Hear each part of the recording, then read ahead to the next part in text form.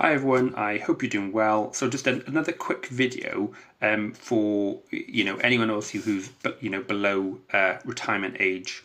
It might be worth looking to see if you've paid I suppose enough into your national insurance contributions in the UK to kind of get the maximum pension. There is a pension checker. Just make sure if you're going to check up anything like this that you use the official HMRC website.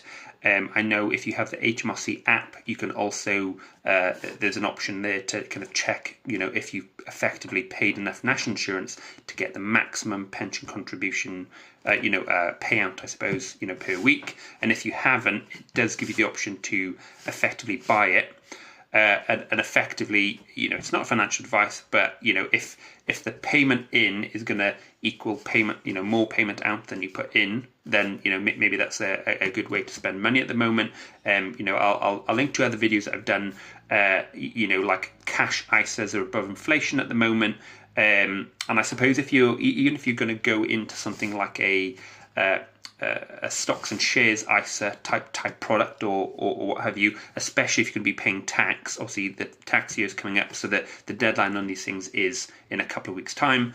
But what I would say is, although stocks have dropped off a bit recently, that effectively means they're cheaper to buy.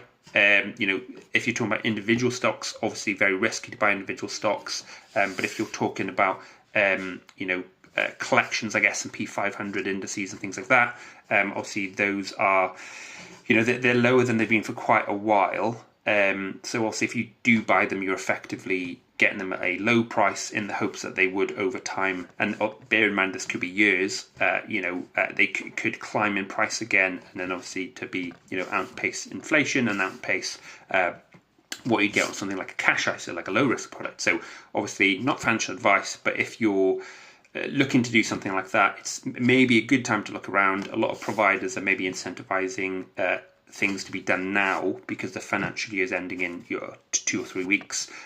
So yeah, just some ideas. Hit me up with some likes, comments, and subscribes, and that'd be great.